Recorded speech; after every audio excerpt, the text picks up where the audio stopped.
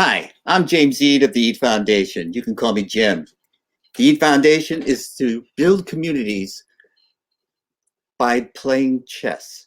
And if you're part of a community, you are never alone. Now, the Eade Foundation is sponsoring the Chess Files. The Chess Files is designed to ask questions, and the answers are out there. Today's question is, can girls become grandmasters? And I have brought on two guests to help me answer that question and then talk about whatever else comes up. Sophia and Kimberly, thank you for joining my show. And I would like Kimberly to introduce Sophia to the viewers. Hi, Mom. Hi, Jim. Thanks for having us on. Sure. Sophia is a very dear friend of mine who I've known for over 10 years.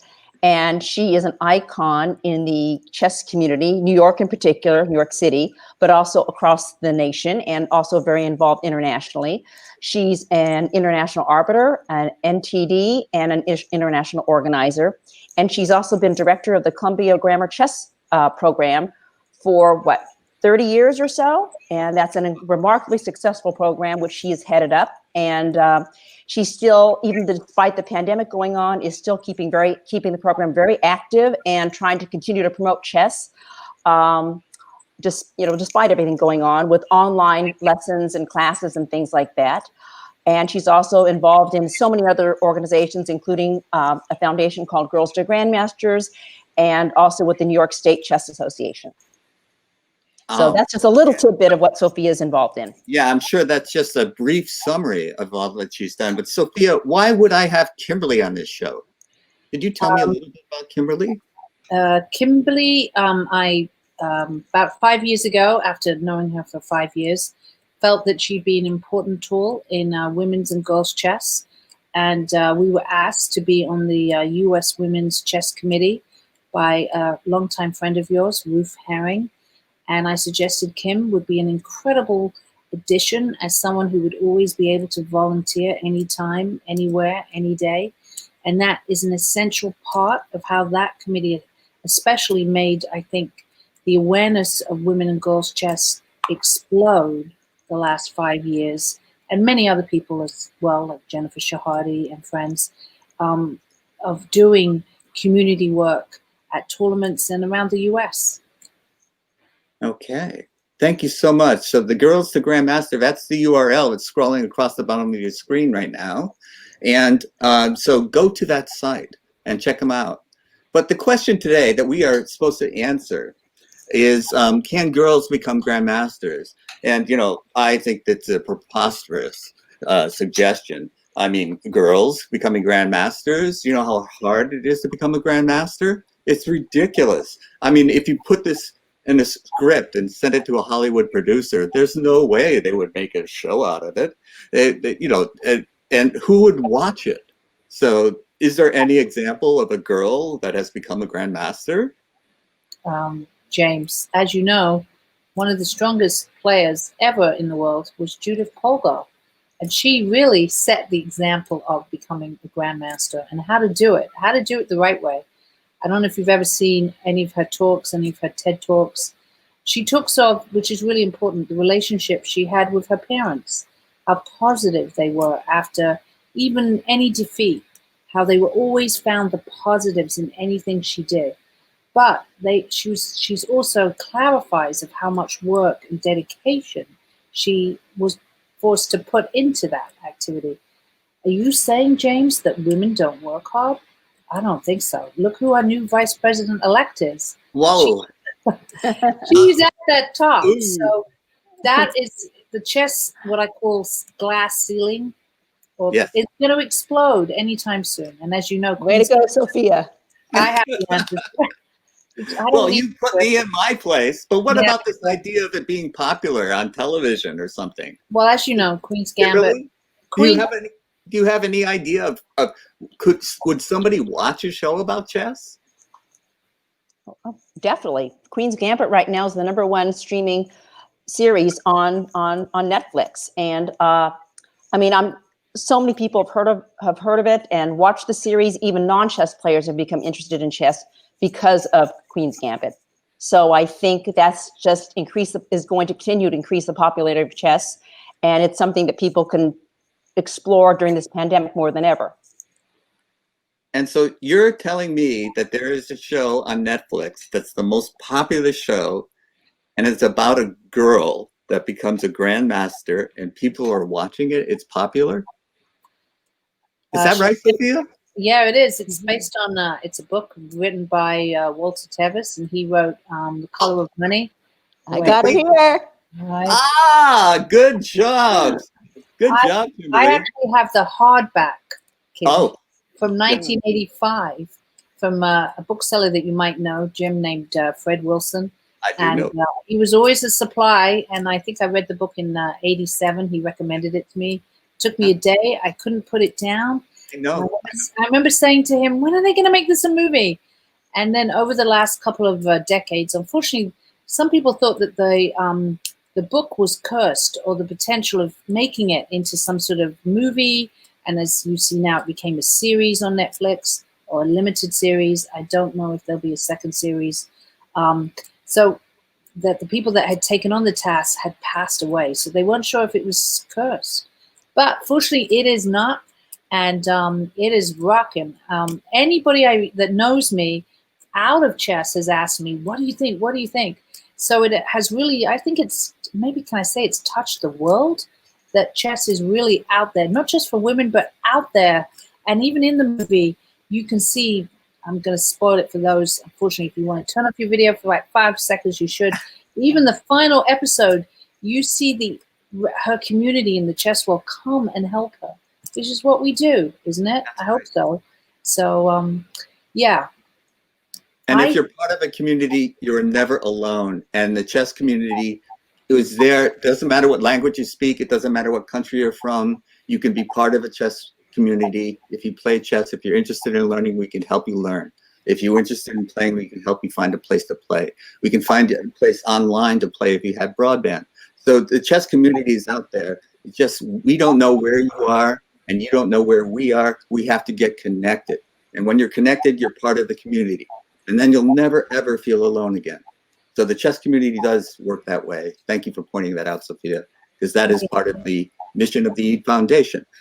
We want to bring chess to everybody. And I read that book about the same time that you did. And I was assuming that I would be disappointed if they made it into a mini series or a film or something like that, because many books that I've read that have been made into films have disappointed me. But I wasn't disappointed by this at all. No, you're mesmerized. We were all mesmerized. I think the lead actress was, she's probably like the chess player that we want to be, but maybe, I don't know about that, but how she studies, but she does study, or how she comes to grips with that she actually has to work hard. Is that a bad thing to say the word that you want to work hard? Absolutely not. In anything you do in life, that's going to cross over. So if you work hard in chess, that's going to help you in anything you do. So you were, earlier you had mentioned at the beginning of your show, your main question was, can girls become grandmasters? Well, I think if the opportunity and help is there, such as in the 1970s in England, there was a chess player named James Slater who set a bounty for there to be English grandmasters or more of them. And if they became one, they would get this award. And maybe there should be some sort of bounty about women grandmasters and see where it goes. Right now, approximately, there is 39 women grandmasters, not WGMs, just grandmasters, and there's 119 approximately international masters that are women. We need those numbers to go up and up and up.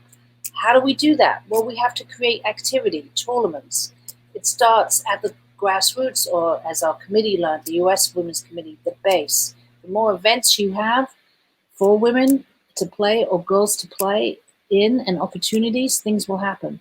But more, what kind of coaching are they getting? Are the opportunities that they are getting? Kimmy? Yes. You want to talk a little bit about maybe mentoring, which is really important. No, I think it's incredibly important for young girls to have mentors.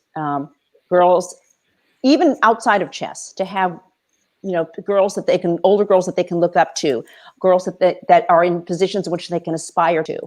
And my daughter's, well, I'll just touch on this a little bit. Along with her co-founder, my daughter Karsten Mcveigh was a very active chess player growing up, and competed internationally, represented the United States at the World Youth.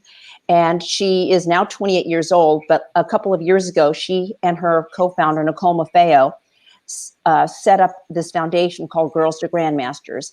And mentoring was precisely what the girls had in mind. They wanted to make chess fun. They wanted to keep girls involved in chess because they felt like chess had rewarded them with so many benefits over the years, and they wanted to pass down the benefits or the possibility of getting those benefits to young girls. And so that's where the mentoring came in. And right now, unfortunately, due to the pandemic, they're on hiatus and not able to do as much. But hopefully, as soon as this pandemic ends, they hope to come together again. And it's all again about bringing the girls together and that sense of community. And they want to bring them together and continue to mentor them in chess and even outside of chess because of all the rewards that come with playing chess. So that's where mentoring comes in. And I think it's really, really important in the chess community. I think so too, Kimberly. I think that was really well said. But because we are in this pandemic and many of us are in shutdown mode, can you have this mentoring online? I think so. I've done a couple of Zoom events, and Kimberly's been part of them. And these were sort of, some of them are less sort of what I call solid chess. And I think chess players thrive to being on Zoom and having a board there. I mean, our sport, and I like calling it mental sport, matter science, is perfect for online environment and to have a Zoom at the same time. It's a killer app. It is. And hopefully we'll be able to incorporate some of our websites a little easier so we don't have to like have maybe a black screen if we're using an iPad or something of that nature for a child to use or someone who has that technology. But it is a perfect way for us to stay connected. So during the pandemic, maybe this is one of the really good things that has happened, that we can still do our activity. If we add Zoom, then we still have that connection where we see each other, we play, we come back, we socialize, we discuss, and hopefully we analyze together, because that's really what got me excited about chess in my younger years when I was playing actively. Yes, and also for me, when it was older people took interest in my games and would counsel me and give me advice, that was good in multiple ways. One of them was they improved my play. The other was they were showing me attention, and they were saying they were welcoming me into the community. And that, as the teenage angst years, that meant so much to me. And I can imagine that it's even more important for a girl, because if you walk into a chess club, you're going to see a lot of men, a lot of boys, and not so many girls. So there have to be girls, women there to help welcome them and mentor them. Don't you agree? I do. I know Kimmy's going to answer that. So as usual, I cut her off. Sorry, Kimmy. No. I believe. But I was so fortunate as a child. The first chess club I belonged to was in England. As you could tell, I have that funny across the pond accent, and it never really goes away. But I was so fortunate. The chess club, which I'm still a member today, there my heart sparkles when I say their name, Charlton Chess Club. Me and my brother turned up, and they took care of us. And there weren't any women there, but they had great respect that I was a girl, and treated me as a normal person, not even as a girl, but just as a chess player, and that I was a kid, and that was most important. And to this day, I still go there, and it's the welcome you get and the connection that you hope that the club that you belong to understands that, whatever level you are. Great. Kimberly, what was your experience entering into the chess world? My experience was very different from Sophia's.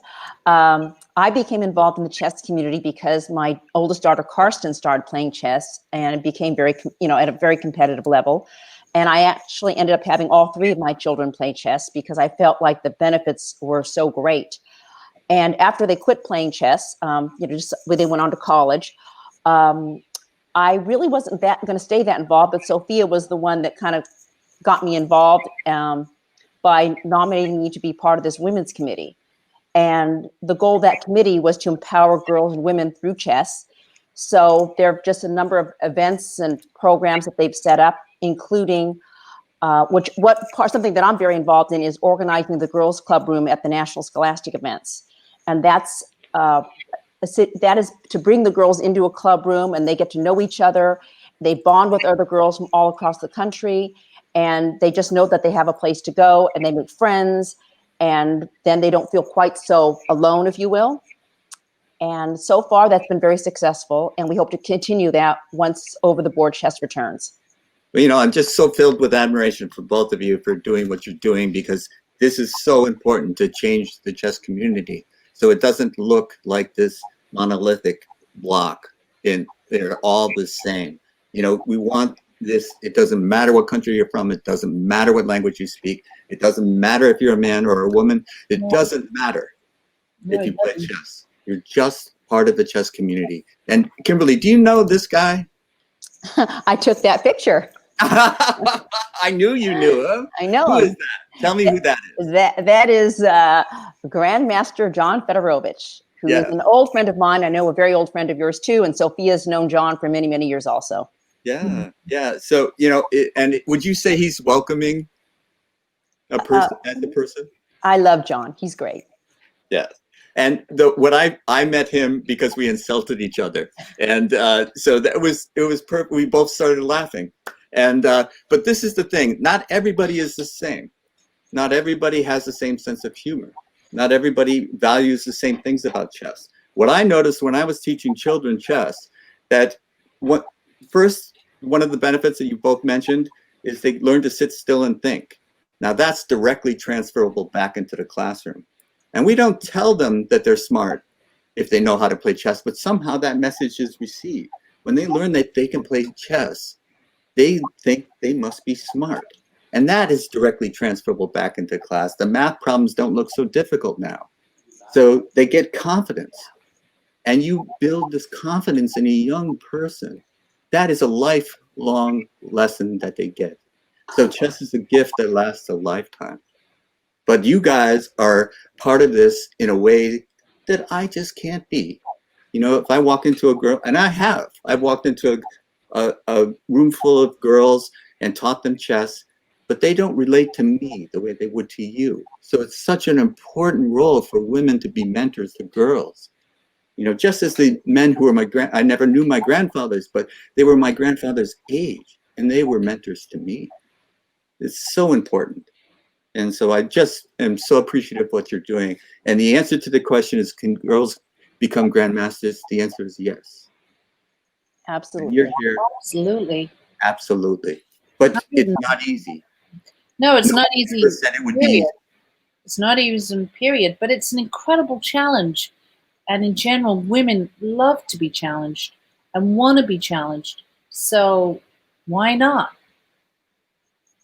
So if you're a guy and a woman enters into the chess room, welcome her. Make her feel at home, because that person is a chess player. She's not a woman / chess player. She's a chess player / woman. So it's part of becoming a chess community that extends to in all ways of life, wherever you're from, what language you speak, what you look like. It doesn't matter how tall you are, how short you are. It doesn't matter. So these things just don't matter. It's, do you love chess? You want to play chess? That's all that matters. When that gets you into the chess community. And if you're part of the community, you're never alone. And thank you both for being on my show. I'm so appreciative, because I could not address this topic without people like you. Well, Jim, really chess is a language, and everybody in this room speaks that language. Yes, it is a universal language. We can all learn it. Mm-hmm. And so thanks again. And thanks for your support, Jim. Oh, you're more than welcome. And I'm going to say goodbye to you now and address the viewers. Hi, Mom. And then I will talk to you both afterwards. If you want to stick around backstage, please do. We will. We'll probably talk to each other as we usually do. Yes, yes, of course. All right. So this is Jim Eade of the Eade Foundation. The Eade Foundation is to build communities through chess. And if you're part of a community, you're never alone. And this is an important thing that I want everyone to take away from this show, is that everyone belongs in the chess community. And if you want to play chess, that's the only price of admission to this community. So we can help you if you don't know how. And if you want to get better, we can help you do that too. And we're here to help. So this is Jim Eade for the Eade Foundation, signing off for the Chess Files. Thank you for joining our show.